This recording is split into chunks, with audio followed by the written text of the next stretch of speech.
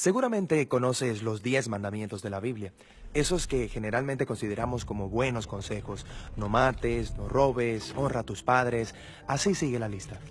Y esos son solo los primeros 10. En realidad hay un total de 613 mandamientos, todos entregados al antiguo pueblo de Israel, y se encuentran en los primeros 5 libros de la Biblia, que en hebreo se llama la Torá.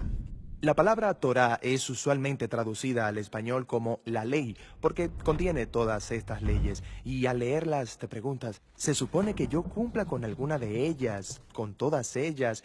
¿Cuál es el propósito de la ley?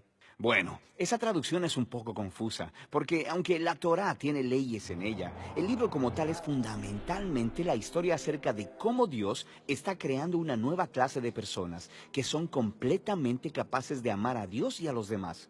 Y cuando Jesús enseñó sobre la Torá, Él dijo que Él estaba dando cumplimiento a esa historia. Cuéntame la historia y cómo es cumplida. La historia comienza con Dios creando a la humanidad, que se revela. Y Dios escoge a Abraham para bendecir a todas las naciones a través de su familia.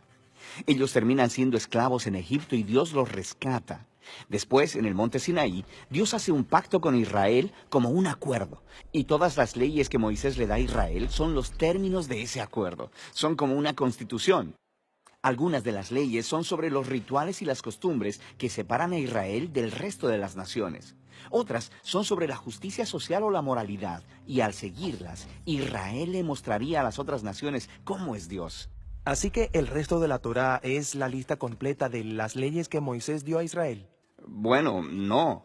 El resto de la Torá solo continúa la historia, y los 613 mandamientos solo son una selección de esa constitución original, y aún esos se repartieron en puntos estratégicos dentro de la historia. Pon atención, porque verás un patrón muy claro. Moisés le da las primeras leyes a Israel. No adores otros dioses, no hagas ídolos. Y justo después de eso, hay una historia de cómo Israel rompió precisamente esos mandamientos. Ellos adoraron el becerro de oro. Por lo que Moisés da más leyes. Y luego encuentras más historias de rebelión. Luego más leyes. Y de nuevo rebelión. Luego más leyes. Más rebelión. Y empiezas a entender el punto. Claro, no importa cuántas leyes haya, ellos simplemente seguirán rebelándose.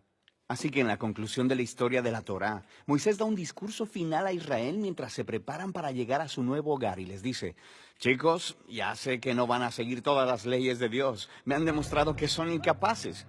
Moisés dice que el problema es que sus corazones son duros y que van a necesitar corazones transformados si algún día van a seguir realmente la ley de Dios. Y tenía razón, la historia sigue para contar el completo fracaso de Israel.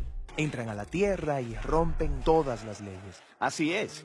La siguiente sección de los libros de la tradición judía son los 15 libros de los profetas. Ellos reflexionan sobre la historia. Por ejemplo, Ezequiel dijo que si Israel iba algún día a obedecer la ley, el Espíritu de Dios tendría que transformar sus duros corazones en corazones blandos. Y Jeremías dijo que en ese momento la obediencia a los mandamientos de Dios no se sentiría como una obligación, sino que estaría escrito en lo profundo de sus corazones. Isaías prometió un futuro líder, el Mesías de Israel, que guiaría a todo el pueblo en obediencia a la ley. En la tradición judía, todos estos libros se llaman los profetas, incluso los libros históricos, porque están continuando la historia contada desde la perspectiva de los profetas. Está bien. Entonces tenemos la ley y los profetas, y ellos están contando una historia conectada sobre el deseo de Dios de bendecir al mundo entero a través de un pueblo, Israel, quien resulta que necesita un nuevo corazón. Sí, y Jesús se vio a sí mismo continuando la historia.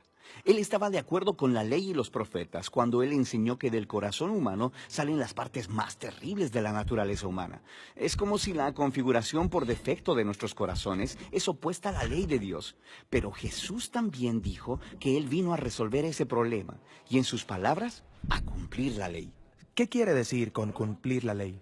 Bien, primero, él dijo que la demanda de todas las leyes en la Torá podían ser cumplidas por lo que él llamó el gran mandamiento, que amemos a Dios y al prójimo. Eso parece muy fácil. Digo, todos queremos amar. Pero Jesús nos mostró que amar es mucho más demandante de lo que pensamos.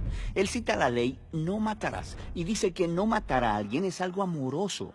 Pero luego también dice que cuando tratas a alguien de manera irrespetuosa o tienes resentimiento en contra de ellos, también estás violando la ley moral de Dios, porque no los estás tratando con amor. Así que Jesús dijo que el amor verdadero debe extenderse hasta nuestros propios enemigos. Por lo que, aunque un mandamiento parece muy simple, Jesús nos mostró que nuestros corazones no están equipados para cumplir ni siquiera este mandamiento básico de Dios, de amar a los demás. Eso es un poco deprimente. Pero donde Israel falló, Jesús llevó la historia a su cumplimiento. Como el Mesías de Israel, Él amó completamente a Dios y a los demás y le mostró a todas las naciones cómo es Dios en realidad. Él hizo esto a través de sus actos de compasión y misericordia, y después amando a sus enemigos hasta la muerte. Y después de su resurrección, Él le dijo a sus seguidores que Él enviaría al Espíritu de Dios para transformar sus corazones, para que ellos pudieran seguirle y cumplir el propósito de la ley, amar a Dios y amar al prójimo. Así que esto cumple la historia de la ley y los profetas, o en las palabras del apóstol Pablo, el que ama a su prójimo ha cumplido la ley.